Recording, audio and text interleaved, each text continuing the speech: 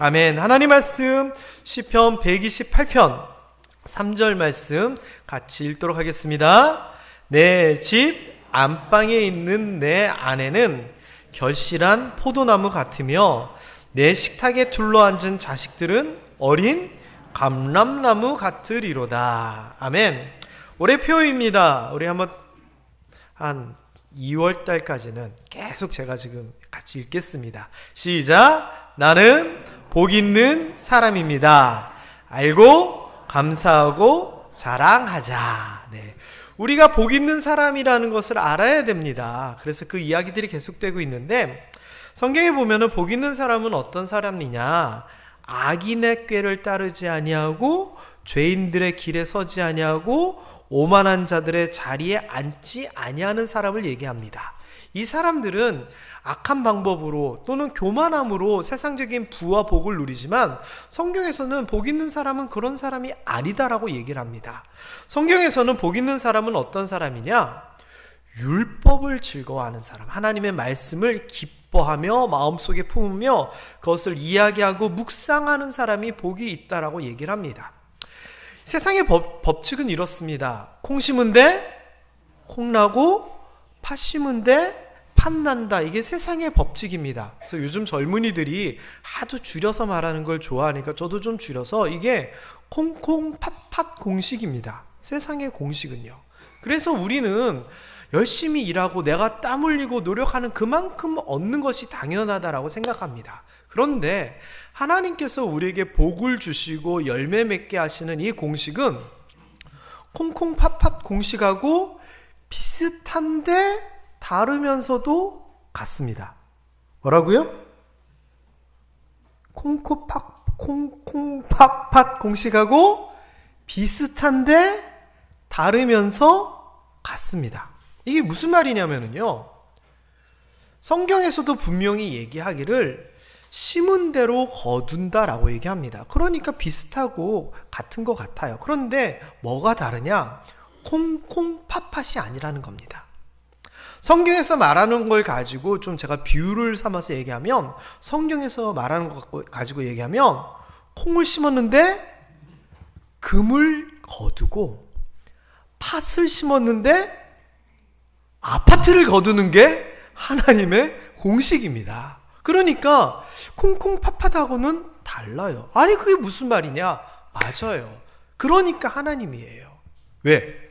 아니 콩 심었는데 콩 나고 팥 심었는데 팥 나면 그게 뭐 사람 수준이지 하나님의 수준인가요? 그래서 하나님은요, 우리가 바라는 콩이나 팥이나 뭐 돈이나 건강이나 이런 열매와 결과를 맺는 데 있어서 그거와 연관된 무엇을 얘기하지 않습니다. 전혀 상관없어 보이는 그 무언가를 심으라라고 얘기를 해요. 그게 하나님의 법칙이에요. 그런데 뭘 심으라 그러냐? 그거는 그리하면에 나와요. 이건 우리 모함교 성도님들은 잘 아시죠? 뭐뭐 하라! 그리하면 이렇게 될 것이다 라고 하면서 우리가 얻기를 원하는 좋은 결과, 복 앞에 뭐뭐뭐뭐를 심어라, 뭐뭐를 해라 라고 얘기를 하세요. 근데 그 내용들이 뭐라 그랬죠? 뒤에 있는 거랑 전혀 상관없는 거예요. 헌금해라, 충성해라, 뭐 1,000번제를 드려라, 아니면 3만 번 절을 해라, 뭐 이런 거 아니잖아요. 뭘 얘기해요? 하나님을 사랑하라, 아까 요 말씀처럼 하나님의 말씀을 즐거워해라. 이러한 하나님과의 관계를 제대로 세우는 그런 것들을 요구하면서, 이런 것들을 심으면 내가 너희들이 원하는 이런 것들을 주겠다라고 얘기합니다. 어디서부터?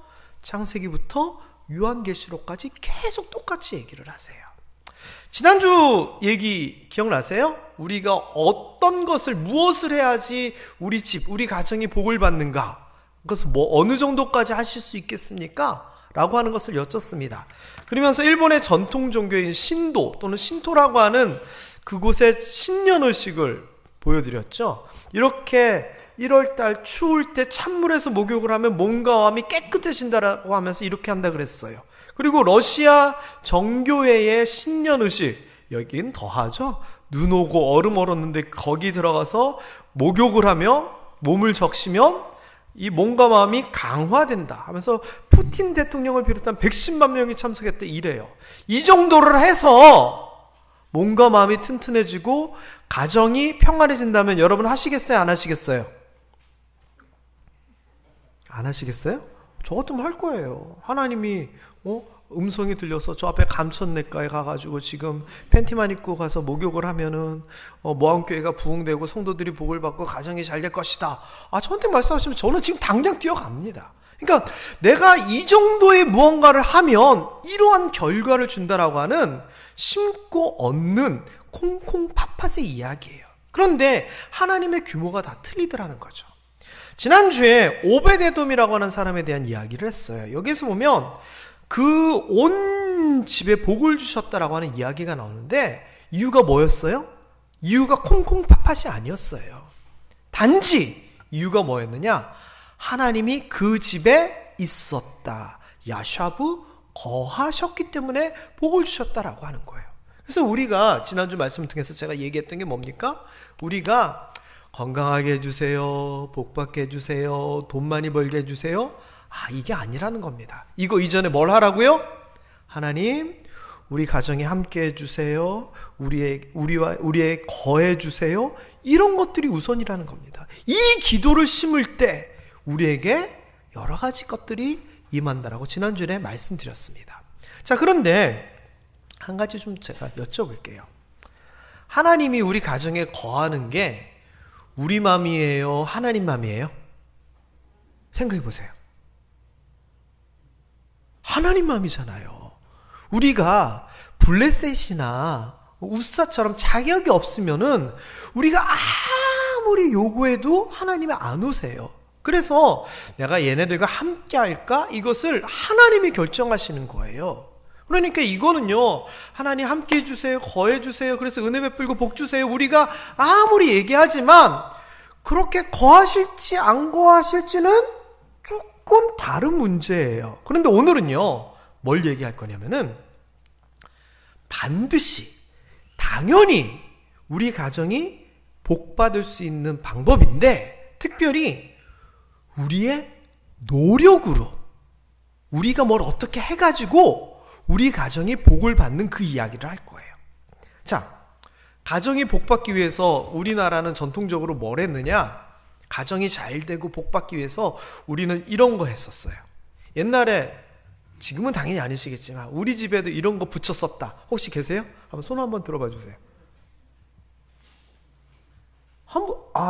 조 집사님 대문에 이런 거 붙였던 거죠. 그쵸?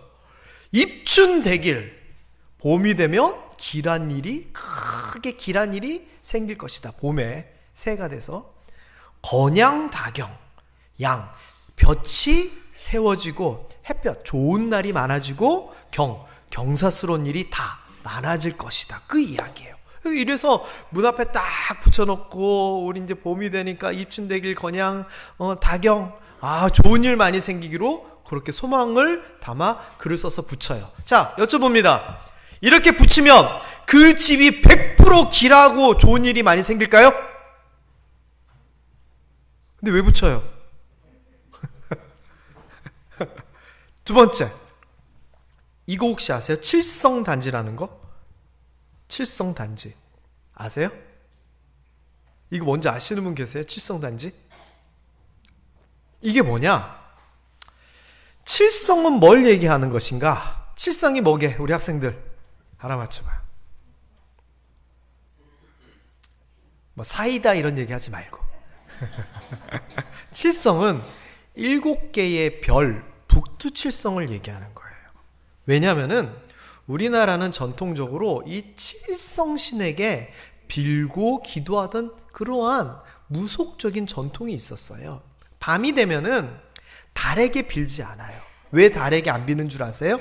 달은 보름달처럼 흥하기도 하지만 때로는 금음달처럼 없어지기도 하잖아요. 그런데 북두칠성은 항상 그 자리에 있었어요. 그래서 북두칠성이 종교의 대상이 됐어요. 참고로 이 북두칠성에 누가 살게요? 혹시 아시는 분 계실까요? 출산하고 연관이 있어요. 북두칠성에 사는 사람, 삼신할매.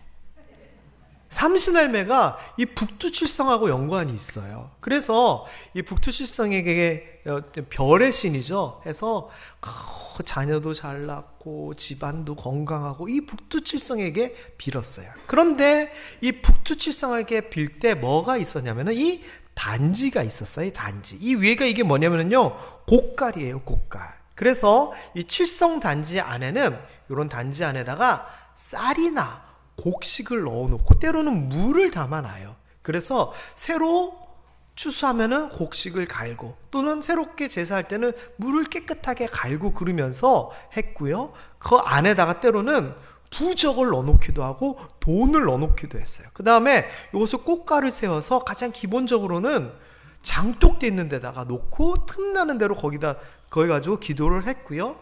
이게 나중에는 조금 더 변경이 돼가지고 집안에다가 새끼줄을 이렇게 2개 해가지고 널빤지를 매달아요. 벽에다가. 그리고 거기다가 칠성단지를 이렇게 모셔다 놓고 기도하고 절하기도 했어요. 자, 참고로 이게 뭐까지 발전이 되냐면요, 우리 전통적으로 관에다가 뭐를 깔죠? 매장할 때 칠성판을 깔잖아요. 그게 이거랑 연관이 있어요. 그래서 죽은 사람이 저승으로 갈 때 칠성판을 메고 가야지 대접을 받고 좋은데 가게 된다고, 이 칠성을 상징하는 판에다가 북두칠성을 새겨가지고 그것을 묘관에다가 깔아요. 그 다음에 간혹 보면은 절 안에도 칠성각이라고 하는 게 있어요. 그럼 거기는 뭐를 섬기는 제단일까요? 당연히 이 칠성을 섬기는 거예요. 자, 그리고 요게 또 조금 바뀌어요. 이게 좀 서민적으로 바뀌게 되는데, 그게 뭐냐, 바로 이 정한수예요. 정한수. 그래서 제가 아까 이 칠성 단지 안에는 뭐 쌀이나 물이나 넣는다 그랬잖아요. 그러면 우물가에 가가지고 장독대 옆에 가가지고 매일 깨끗한 물로 갈아놓고 아이고 하면서 빌었던 게 정한수예요. 자, 그런데 이 사진이 누구냐? 2012년도에 찍은 사진인데요. 이분이 누구냐면은 국가대표 사격 선수인 진종호, 올림픽에서도 금메달 따고 굉장히 많은 메달을 땄는데 어머니예요. 그래서 이 어머니는 아침마다 이 정한수를 떠놓고 우리 아들 종호가 좋은 성적 얻게 해달라고 이렇게 기도를 하셨대요. 그리고 이거는 아마 이렇게 한다고 하니까 기자가 가가지고 연출을 해서 찍은 사진인 것 같은데요. 제가 한 가지만 질문해 볼게요. 집에다가 칠성단지를 갖다 놓고 기도를 하고 새벽에 정한수를 떠다 놓고 별신한테 기도를 하면 100% 금메달을 따고 복을 받고 잘 될까요? 어때요? 그냥 NO! 아니에요. 다시 얘기하면 우리가 입춘대기를 붙이든지 칠성단지를 뭐 갖다 놓고 뭘 이걸 하든지 정한수를 떠다 놓고 1년 내내 기도를 한다고 해도 복을 받는 것이 보장이 돼 있어요, 안 돼 있어요? 보장이 안 돼 있어요. 보장이라고 하는 게 굉장히 중요해요. 여러분, 보험을 드는데 찬이야, 퀴즈. 1번 보험이 좋을까? 2번 보험이 좋을까? 10억짜리 보험하고 1억짜리 보험. 보험을 들면 몇 번을 들겠니, 찬이야? 이제 사회인으로서 나가게 될 건데 1번, 2번 어떤 거 들래? 2번을 들 거야? 왜? 그렇지. 왜냐하면 1번은요, 사고가 나면 10억을 받을 수도 있습니다 라고 하는 말이 받을 수도 있고 못 받을 수도 있다는 얘기예요, 조건에 따라서. 그런데 2번은 사고가 나면 무조건 받는 거예요. 이게 보장이에요. 우리가 가정의 복을 받기 위하여, 자녀들이 복을 받기 위하여 무언가를 할 때 확실히 보장되어 있는 걸 해야지, 보장도 안 됐는데 하는 거, 저는 그건 아닌 것 같아요. 그래서 저는요, 오늘 무슨 보험회사 직원처럼 얘기를 하는데 확실한 보장이 필요합니다. 묻지도 말고 따지지도 말고. 제가 일부 예배 때 이랬더니 생뚱생뚱 웃지도 않고 쳐다만 보셔서 민망했는데 제가 나름 성대묘사를 했는데 웃어주셔서 진심으로 감사합니다. 아니 우리가 신앙생활을 하고 무언가에다가 노력을 하고 이렇게 살아감에 있어서 묻지도 않고 따지지도 않고 그냥 남들이 하니까 부모님이 했으니까 이건 아닌 거예요. 따져봐야죠. 그래서 오늘 본문이 중요한 거예요. 자, 일단요 오늘 본문에 앞서서 좋은 말씀이에요. 앞에 나오는 시편 128편 3절이었죠. 2절에 이렇게 얘기를 합니다. 읽어볼까요? 내가 내 손이 수고한 대로 먹을 것이라 내가 복되고 형통하리로다. 자, 이게 하나님께서 우리에게 주시는 말씀인데 손이 수고한 대로 심은 대로 걷는다고 얘기를 해요. 그러면서 우리 삶이 복되고 형통하게 될 거라 그래요. 그러면서 그 결과가 뭐냐? 결과가 이어지는 3절이에요. 뭐라고 얘기하냐면은 안방에 있는 네 아내가 결실한 포도나무 같고 식탁에 둘러앉은 자식들이 어린 감람나무 같으리로다 라고 얘기를 해요. 자, 제가 이거 좀 설명을 해드릴게요. 결실한 포도나무, 아내가 부인이 결실한 포도나무 같다는 거, 여러분 우리 포도농사 지으시는 분들 굉장히 많잖아요. 그리고 뭐 김천분들 대충 뭐 포도 하면 대충 알잖아요. 그러면 결실한 포도나무라고 하면 포도나무가 매달려 있는 것을 상상할 건데 어느 정도예요?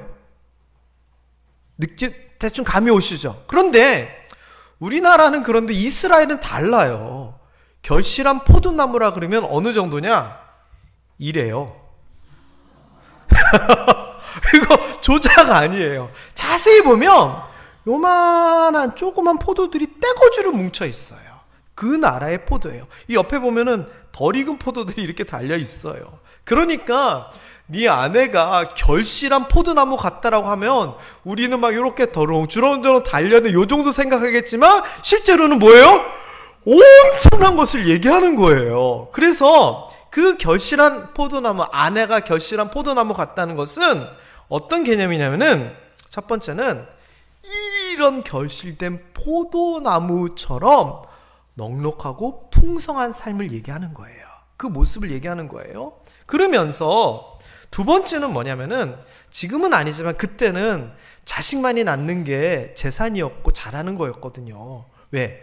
노동력이기도 하고 군사력이기도 하고 자식들이 부모님들 부양했으니까 아들만이 낳고 이게 최고의 복이었단 말이에요. 그래서 포도가 이만큼 결실하는 것처럼 다자녀의 복을 얘기를 하는 거예요. 그리고 또 한 가지는 뭐냐? 이거예요. 살찐 모습이에요. 살찐 모습. 뭐 살찐 게 뭐 좋아요? 아니에요. 지금이나 그렇지. 제가 예전에 한번 얼핏 말씀드렸는데요. 제가 한때는 국제적으로 1등 신랑감이었던 적이 있어요. 언제냐? 2005년도에 베트남을 갔어요. 그땐 총각이었거든요. 근데 베트남을 갔는데 가이드 아저씨가 하는 얘기가 여기 지방회에서 같이 갔는데 여기 부목사님은 베트남에서 1등 신랑감이라고. 이유는 얼굴 하얗고 살이 좀 쪄가지고 그때는 지금보다 조금 더 포동포동했거든요. 이유를 들어보니까 베트남이라고 하는 나라가 지금은 그래도 많이 발전했겠지만 그때는 아직 발전이 그렇게 뛰어나지 않은 때였거든요. 그러다 보니 사람들이 다 날씬해요. 그런데 뚱뚱한 사람들이 간혹 있어요. 왜 뚱뚱할까요? 잘 먹어서. 다시 얘기하면 돈이 많고 부유함의 상징이 포동포동이었다는 얘기예요. 그래서 1등 신랑감이란 얘기가 칭찬인지 아닌지는 모르겠는데 그 가이드가 저보고 베트남에 오면 진짜 1등 신랑감이라고 이런 적이 있어요. 제가 그런 적도 있습니다. 자, 이 말은 사실 지금요 북한에서도 그대로 통용돼요. 북한에서 제일 뚱뚱한 사람이 누구게요? 네, 그분 있잖아요. 그 사람 부의 상징이에요. 우리로 치면 무슨 국가 지도자가 저렇게 살이 쪄가지고 보기 쉽게 아니에요. 그들의 입장에서는 부유함과 넉넉함과 힘의 상징이에요. 그래서 실제로 그 동네 아이들을 보면은 누가 간부집 아들인지 딱 알아요. 살찌고 통통하면은 간부 자식이래. 그렇게 따지면 여기서는요 결실한 포도나무처럼 이렇게 부들부들한 거 이게 뭐예요? 돈 많고 부유하고 넉넉한 그 상징이에요. 그러니 이 결실한 포도나무라고 하는 말은 뭐예요? 결국 지금 아주 좋은 상태를 아내의 모습을 통해서 얘기를 하는 거예요. 자, 그 다음에 어린 감람나무다 그랬는데 전에도 한번 얘기한 건데, 이 감람나무가 우리가 아는 열매, 무슨 열매죠? 올리브입니다. 올리브 나무를 얘기하는 거예요. 그런데 이 올리브 나무가 사실은 이렇게 크게도 큰데요. 엄청 많이 달릴 거 아니에요. 그런데 어린 감람나무는 여기서 보면 이래요. 화분으로 써도 될 거예요. 근데 이 말은 뭐냐? 지금은 조그맣고 작지만 앞으로 크게 될 것을 바라보는 거예요. 그래서 자녀들이 어린 감람나무 같다라고 하는 이 말은 지금 이쁘고 귀여운 모습을 얘기함과 동시에 앞으로 크게 될 자녀들에 대한 비전과 기대가 담겨져 있어요. 그래서 이 포도나무와 감람나무에 대한 이야기는 뭘 얘기하는 거냐? 지금의 부유함과 풍성함 플러스 나중에 풍성함과 부유함을 동시에 얘기하는 거예요. 저는 사랑하는 우리 모함의 성도님들이 지금도 좋고 나중에도 좋게 되기를 주님의 이름으로 축원합니다. 자, 그런데 이거를 하나님께서 성경 말씀을 통하여 야, 니네 이렇게 될 거야. 네 아내는 풍성한 포도나무 같이 되고 네 자녀들은 어린 감람나무야 라고 얘기하면서 너희가 하는 일들이 잘 되고 복받고 형통하게 될 거야 라고 약속을 하셨다는 겁니다. 그러면서 이 약속을 하시는데 어떤 사람에게 이 약속이 해당되느냐라고 조건을 제시를 하세요. 그래서 오늘은 이것만 알고 가시면 돼요. 우리가 도대체 어떻게 하면 이 이야기가 내 이야기가 되느냐, 지금도 좋고 나중에도 좋게 되느냐, 이거는 내 하기 나름인데 어디에서 이 조건이 나오느냐? 앞에 128편 1절과 그 뒤에 128편 4절에서 나와요. 그게 뭐냐? 조건이 뭘까요? 1000번제를 드려라, 헌금을 해라, 뭐 맨날 몇씩 금식 기도를 해라, 목숨을 바쳐 충성하라, 이런 거 아니에요. 하나님께서 콩콩 팥팥에서 요구하는 심기를 원하시는 것은 하나님을 경외하기만 하면 된다는 거예요. 경외하는 게 뭐냐? 공경하는 거예요. 두려워하는 거예요. 함부로 여기지 않는 거예요. 존중하는 거예요. 그 말씀을 가볍게 여기지 않는 거예요. 그래서 하나님께서 이웃을 사랑하라라고 얘기를 하면 공경하는 사람들은 어떻게 해야 되느냐? 아, 하나님께서 사랑하라 하셨어요. 아, 사랑해야지. 이렇게 태도를 갖는 게 공경이에요. 하나님께서 살인하지 말라 그랬는데도 막 살인하고 도둑질하고 때리고, 이거는 하나님을 하나님으로 여기지 않고 무시하는 거예요. 이게 공경이 아닌 거예요. 근데 하나님께서는 나를 하나님으로 알고 인정하고 믿기만 해라, 이것만 요구하시면서 네가 나를 이렇게 경외하면은 네가 하는 일들을 잘 되게 하고 복되게 하고 형통하게 해가지고 네가 집에 딱 들어가면 네 아내는 풍성한 결실한 포도나무 같을 거고 네 자녀들은 쑥쑥 자라날 감람나무 같게 될 거야 라고 하나님께서 약속을 해주시는 거예요. 이 말을 조금 더 정리를 해보면 이래요. 하나님의 약속이 뭐냐? 나를 하나님으로 알고 믿는 자에게는 하는 일도 잘 되고 복받고 형통하고 가정의 현재와 미래를 보장해 주겠다는 거예요. 이게 하나님의 약속인 줄 믿으시기 바랍니다. 게다가 하나님의 이 약속이라는 게요, 사람의 약속하고 틀려요. 국회의원들, 시장, 대통령 맨날 약속은 하고 제대로 지켜질까요? 물론 지켜지는 것도 있지만 공수표도 많잖아요. 그런데 하나님의 약속은 그렇지 않대요. 이사야서에서 보면 내가 맹세한다 이런 표현을 쓰면서 내가 생각하고 내가 하는 일들은 반드시 이루어진다라고 얘기를 합니다. 내 입에서 나오는 말은 헛되어서 그냥 공으로 돌아오는 일 절대 없고 다 열매 맺는다라고 하나님이 약속하신 거예요. 그러니 우리가 하나님을 경외하며 하나님을 믿으면 어떻게 되느냐? 복 받는다고 누가 약속하신 거예요? 하나님이 약속하시고 보장하셨다는 거예요. 그래서 오늘의 결론은 이렇습니다. 아주 간단한 결론입니다. 우리 가정이 복 받기 위해서는 세상적으로는 이렇게 하고 저렇게 하고 이렇게 여러 가지 있겠지만 하나님은 아주 쉽게 얘기해요. 너희가 복 받기를 원해? 그러면 나를 알고 나를 믿어, 나를 좀 경외해, 내 말을 하나님의 말로 좀 알아들어줘. 이게 하나님의 요구사항이에요. 이걸 심으라는 거예요. 이게 우리 가정이, 우리 집안이 복받는 최고의 방법이자 비결이에요. 왜? 하나님께서 약속하셨으니까. 사랑하는 우리 모함의 성도 여러분, 저는 여기 계신 우리 모함의 성도님들이 하나님을 경외하는 분임을 저는 확신해요. 그렇다면 여러분의 삶은 복받은 삶이에요. 여러분은 복 있는 사람이에요. 그것을 제대로 알고 제대로 꺼내고 제대로 누리는 게 필요한 거예요. 여러분은 자격을 갖췄어요. 세상에서 제일 억울한 사람이 뭔 줄 아세요? 뷔페 가가지고 음식 다 못 먹는 사람이에요. 지난주 중에 그 전에 저희 동기 아버님이 돌아가셨어요. 그래서 이제 그 동기가 미국에 있는 친구인데 이제 한국으로 와가지고 이제 저도 문상을 다녀왔어요. 그 세미나 기간이어가지고 저녁 때 시간이 돼서 서울이어서 서산에서 갔다 왔는데 너무 고맙다라고 이제 미국으로 들어가니까 이 친구들한테 식사 대접을 한번 하고 싶었는지 이제 모이자 하더라고요. 그래서 서울에서 한번 모이고 이제 밑에 있는 친구들은 대전에서 모이자 그런 거예요.